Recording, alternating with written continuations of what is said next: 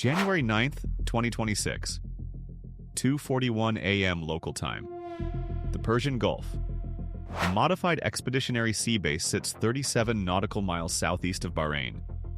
No running lights, no AIS transponder. Just a dark silhouette on black water, drifting at 4 knots through one of the most surveilled bodies of water on Earth.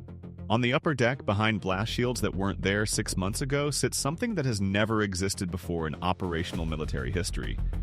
A Patriot PAC-3 missile battery, at sea, combat loaded. Integrated into the Theater Ballistic Missile Defense Network. Authorization to fire, standing. Somewhere in western Iran, a Khorramshahr medium-range ballistic missile sits fueled on a transporter erector launcher. Its pre-programmed target, Al Udeid Air Base, Qatar. Home to the Combined Air Operations Center. The nerve center of every American air campaign in the Middle East. The missile can reach Al Udeid in 3 minutes and 41 seconds. The Patriot at sea can engage it in 3 minutes and 34 seconds. That leaves a window of 214 seconds from launch detection to intercept. 3 minutes and 34 seconds to track, classify, calculate, and destroy an object moving at Mach 7. But here's what makes this different from every land-based Patriot battery the Iranians have studied, mapped, and rehearsed against for 20 years. They don't know where the shooter is. I'm your host at Battlefront Signal, where we break down the most critical naval operations shaping global power. Today, we're reconstructing how the Pentagon took its most important air defense system and put it on a ship, and why Iran's missile planners have been scrambling ever since. This story starts not in the Persian Gulf, but in a conference room at the Pentagon. November 2024. A briefing that most of the people in the room thought was theoretical. The concept was called Maritime Patriot Integration, or MPI. It had been floating around Army and Navy planning circles since 2021. The idea was simple on a PowerPoint slide and brutally difficult in practice. Take the Patriot air defense system, a weapon designed to operate from flat, stable ground with massive generators and miles of cable, and make it work on a ship that rolls, pitches, and vibrates 24 hours a day. The Army had tested pieces of it. In 2023, during Project Convergence exercises at White Sands, a Patriot radar was mounted on a trailer that simulated shipboard motion. It tracked targets. It maintained lock. The results looked promising on paper, but tracking and killing are different things. A PAC-3 missile uses hit-to-kill technology. It doesn't detonate near the target and rely on fragmentation. It physically collides with the incoming warhead at a combined closing speed that can exceed Mach 10. The guidance system makes corrections measured in fractions of a degree during the final seconds of flight. Any instability in the launch platform, any roll, any vibration transmitted through the deck into the launcher, could throw the initial trajectory off by just enough to make the terminal correction impossible. Sources familiar with the program described it bluntly. You're trying to thread a needle from 20 miles away while standing on a surfboard. So why do it? The answer sat in a classified intelligence assessment delivered to CENTCOM in October 2024. Iranian missile forces had conducted a series of exercises that summer. Nothing unusual on the surface. They tested EMOD variants, paraded Khorramshahr launchers, gave speeches about their ability to strike any base in the region. What was unusual was the targeting data recovered from a signals intelligence operation that US and Israeli agencies had been running for months. The specifics remain classified, but the conclusion was shared across the defense establishment. Iran had pre-surveyed every fixed Patriot battery position in Qatar, Bahrain, Kuwait, and the UAE. GPS coordinates, radar emission signatures, engagement envelopes, reload timelines. Every land-based Patriot in the Gulf was a known quantity. This changed the math. A Patriot battery is effective only if it survives long enough to shoot. If the enemy knows exactly where it is, the first salvo in any conflict would target the defenders. Kill the Patriot, then the bases behind it are naked. Iran didn't need to overwhelm the defense with numbers. It needed to eliminate the defense with precision. The Pentagon needed a Patriot that could move, not reposition over highways between engagements. That takes hours with a land-based system. Move continuously, unpredictably. across tens of thousands of square miles of ocean. December 2024, the decision was made. MPI would go from concept to deployment in under 10 months. By the standards of defense procurement, this was absurd. Programs like this normally take years of testing, evaluation, and certification, but CENTCOM didn't have years.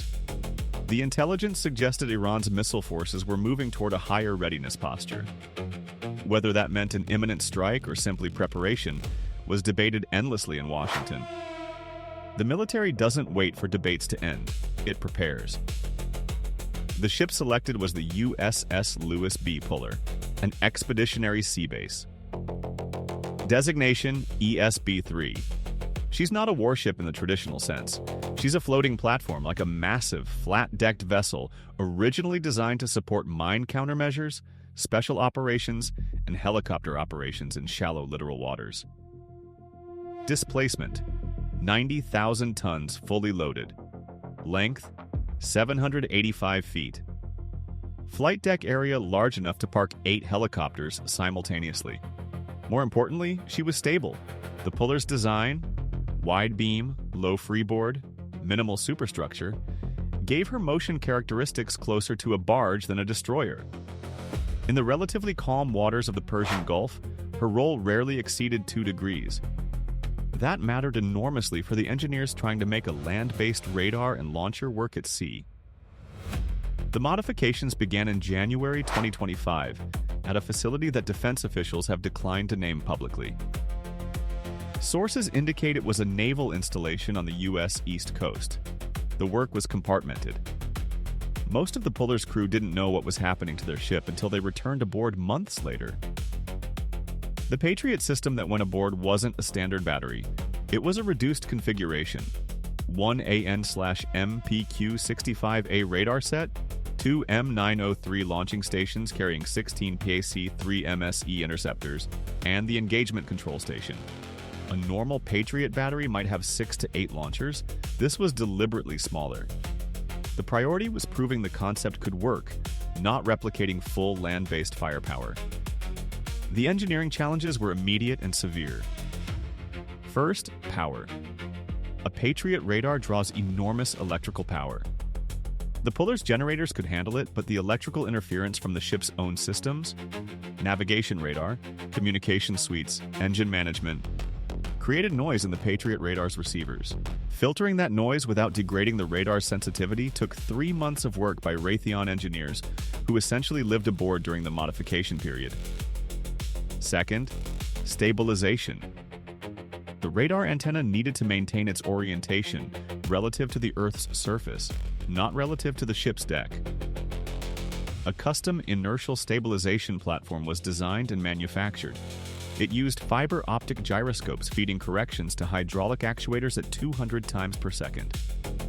Even in sea state 3 conditions, moderate swells, the antenna stayed level within 0.02 degrees. Third, launch dynamics. When a PAC-3 missile leaves its canister, it experiences a brief moment of free flight before the solid rocket motor ignites and the guidance system takes over. On land, that moment is predictable. At sea, the ship might roll a fraction of a degree during that critical instant, sending the missile off its initial trajectory. The solution was a modified launch sequencer that measured the ship's exact attitude at the moment of firing and adjusted the launch timing to coincide with the most stable point in the roll cycle.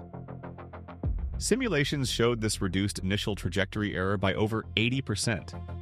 By September 2025, the system had been tested against simulated targets at a range in the Atlantic. 12 test firings, 11 intercepts. The miss was attributed to a software timing error that was corrected within days. Declassified reports later revealed that the final certification test occurred on October 3, 2025. A target drone simulating a medium-range ballistic missile trajectory was launched from a barge 140 miles away. The sea-based Patriot detected it at 212 miles, tracked it through its boost and mid-course phases, and launched 2 PAC-3 MSE interceptors. Both hit. Kill assessment, complete destruction. The system was certified operational on October 11th. The puller deployed from an undisclosed port on November 28, 2025. She transited to the Persian Gulf via the Suez Canal, arriving in theater on December 17th. Her mission was classified under a program name that has not been publicly released. But her operational pattern became apparent to anyone watching. The puller never stayed in one place for more than 18 hours. She moved constantly, repositioning across an operational area spanning roughly 40,000 square miles of the central and southern Persian Gulf. Each night, the ship's navigation team received a new set of coordinates generated by an algorithm at CENTCOM. The algorithm factored in Iranian surveillance satellite overpasses, known patrol patterns of IRGC Navy vessels, sea state forecasts, and the geometry needed to provide optimal intercept coverage for priority defended assets. Al Udeid, Al Dhafra Air Base in the UAE, Naval Support Activity Bahrain, and Camp Arifjan in Kuwait. The result was a defender that was everywhere and nowhere. On any given night, Iranian targeting planners couldn't know whether the Patriot was northeast of Qatar or south of Bahrain, or sitting in the middle of the Gulf 200 miles from the nearest coast. This drove a fundamental problem for Iran's missile strategy. Their pre-planned target packages assumed they knew where the interceptors were. They had modeled their saturation attacks, firing more missiles than the Patriots could handle simultaneously, based on the fixed positions and known capabilities of the land-based batteries. Remove the certainty of the interceptor's position, and the entire attack calculus collapses. You can't saturate a defense you can't find. If you're following this story and want to see how it unfolds, hit subscribe. This is the kind of operation that never makes headlines but changes the balance of power overnight. The Iranian response was almost immediate, and it confirmed that Tehran understood exactly what the puller represented. According to communications intercepts analyzed by the NSA and shared with coalition partners, IRGC Navy headquarters in Bandar Abbas issued new standing orders to all patrol craft in the Persian Gulf on December 29, 2025. The orders directed every vessel to report the position of any large, flat-decked American ship operating without a visible escort. Priority, highest. The Iranians were looking for the puller. They deployed everything they had. Fast attack craft from the IRG. Sea Navy's 2nd Naval District made unusual sorties, pushing further south into the central Gulf than they normally operated. Iranian fishing dhows, some of which U.S. intelligence had long suspected of serving as surveillance platforms, increased their activity near Bahrain and Qatar. On January 2, 2026, a U.S. Navy P-8A Poseidon maritime patrol aircraft operating out of Al Udeid detected a pattern. 3 Iranian patrol boats, separated by roughly 30 miles, were conducting what appeared to be a coordinated search sweep across the central Gulf. They weren't following normal patrol routes. They were running a systematic grid pattern. They were hunting. The information reached the puller's commanding officer within the hour. The ship altered course and increased speed, moving to a new position 60 miles south of its planned location.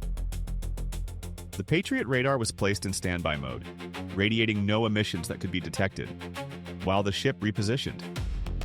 This cat-and-mouse dynamic continued through the first 2 weeks of January. The Iranians searched. The puller moved. U.S. surveillance assets tracked the Iranian search patterns and fed that information back to the puller, allowing her to stay ahead. But on January 9th, something changed. At 1:17 a.m., the destroyer USS Gravely, operating as part of the puller's distant screen, detected an unusual radar emission bearing northeast. The signal matched the profile of a Mohajer-6 drone, an Iranian unmanned aircraft frequently used for surveillance over the Gulf. The drone was heading south on a course that would take it directly over the puller's position within 40 minutes. This was different from the patrol boats.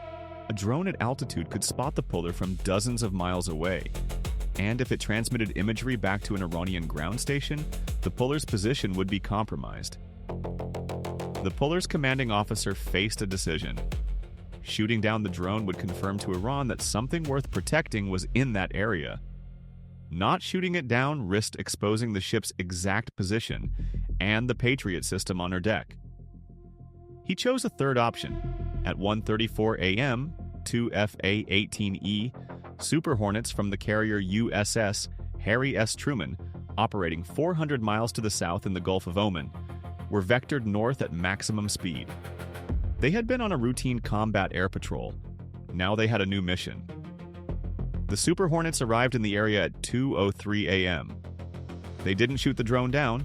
Instead, they activated their AN/ALQ-214 electronic warfare suites and began jamming the drone's command link and data relay. Simultaneously, an EA-18G Growler that had launched from the Truman 20 minutes earlier began flooding the electromagnetic spectrum in the area with broadband noise. The Mohider 6 lost contact with its ground control station. Its autonomous programming kicked in. Standard procedure was to fly a pre-programmed return route back to Iranian airspace. But the jamming was so intense that even its GPS navigation was degraded. The drone began circling, unable to determine its position or heading with any accuracy. It never transmitted imagery of the puller. At 2:41 a.m., the drone's fuel reached critical levels. It turned north, struggling through the electronic fog, and eventually crossed back into Iranian airspace. U.S. sensors tracked it, landing at a military airfield near Bushehr at 3:22 a.m. The puller was never seen. This incident, reported to CENTCOM under the prosaic designation Gulf Event 0109, demonstrated something beyond the technical capability of a sea-based Patriot. It showed the entire ecosystem of protection that the Navy and Air Force could wrap around a high-value asset. The puller didn't defend herself. She didn't need to. The fleet defended her, but the real test of the system hadn't come yet. January 14, 2026. The crisis that had been building for months suddenly accelerated. Israeli intelligence shared a flash assessment with Washington. Iranian missile forces had begun fueling Khorramshahr missiles at 3 dispersed sites in western Iran. Fueling a liquid propellant ballistic missile is a significant act. It means the missile is being prepared for launch within hours. You don't fuel a Khorramshahr for exercise. CENTCOM went to Force Protection Condition Delta across all Gulf installations. Every Patriot battery in the region, the fixed ones on land and the mobile one at sea, was placed on the highest alert status. Fighter aircraft launched from Al-Dhafra and Al-Udeid to establish combat air patrols. Aboard the puller, the Patriot crew ran final systems checks. The AN/MPQ-65A radar was brought to full power. 16 PAC-3 MSE interceptors sat in their canisters, solid rocket motors armed, guidance systems in standby. The engagement control station, a cramped, air-conditioned space below decks, was fully manned. 2 fire control officers, a tactical director, and 3 radar operators stared at screens showing the integrated air picture from across the theater. The puller was positioned 44 nautical miles east of Bahrain, in waters deep enough to maneuver but close enough to provide intercept coverage for both Bahrain and Qatar simultaneously. At this position, a Khorramshahr launched from western Iran would follow a ballistic trajectory that peaked at approximately 150 kilometers altitude and re-entered the atmosphere at roughly Mach 7. The Patriot radar would detect it at a range of approximately 180 kilometers during the missile's mid-course phase. From detection to the earliest possible intercept point, the timeline was 214 seconds. 3 minutes and 34 seconds to save a base. The hours passed, no launch. Satellites continued to monitor the Iranian sites. The missiles remained fueled. Nobody stood down. At 9:47 p.m. on January 14th, one of the 3 Iranian launch sites began showing activity consistent with final countdown procedures. Vehicle movement around the TEL, evacuation of ground personnel from the immediate launch area. Then, at 10:02 p.m., nothing. The activity stopped. Vehicles returned. Personnel moved back to their posts. Declassified assessments later suggested multiple explanations. 1. The launch was a drill, testing Iranian readiness while gauging American response times. 2. The order to fire was issued and then rescinded from Tehran. 3. Technical failure prevented the launch. A fourth explanation circulated privately among intelligence analysts. The Iranians knew the sea-based Patriot was out there. They knew they couldn't locate it. They knew their carefully planned target packages, designed to overwhelm fixed defenses at known positions, might fail against a defender they couldn't find, and therefore couldn't suppress. They blinked. The Khorramshahr missiles were defueled over the following 48 hours. The crisis de-escalated. CENTCOM reduced the force protection condition. Fighters returned to normal patrol rotations, but the puller stayed on station. She's still there.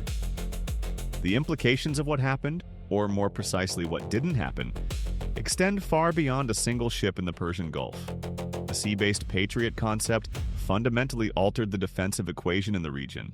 For 2 decades, Iran's military strategy against American bases had rested on a simple premise. We know where your defenders are, and we have enough missiles to overwhelm them. That premise is now invalid. A single Patriot battery at sea doesn't replace the land-based systems. It adds uncertainty. And in missile defense planning, uncertainty is more valuable than additional interceptors. If the attacker doesn't know where the defender is, they can't plan their attack geometry to exploit gaps in coverage. They can't time their salvos to arrive simultaneously from directions that stress the radar's tracking capacity. They can't target the Patriot itself with their first missile to clear the way for the ones behind it. The Pentagon reportedly plans to expand the program. According to sources familiar with the budget discussions, funding for 3 additional sea-based Patriot platforms was included in the FY 2027 defense budget request. Each would use a different ship class, one on an expeditionary sea base like the Puller, one on a modified San Antonio-class amphibious transport dock, and one on a vessel still being designed. If all 4 are deployed, the Persian Gulf would become a defensive space where mobile interceptors could reposition nightly across an area larger than the state of Virginia. Iranian targeting planners would face an impossible problem. How do you saturate a defense that could be anywhere? The answer, military analysts argue, is that you don't. You deter differently, negotiate differently, or you accept that a first strike against American bases is no longer the viable option it once appeared to be. The engineers who built the system say the hardest part wasn't the radar stabilization, or the launch sequencing, or the power filtering. It was convincing the institution that it could be done. The Army owns the Patriot. The Navy owns the ship.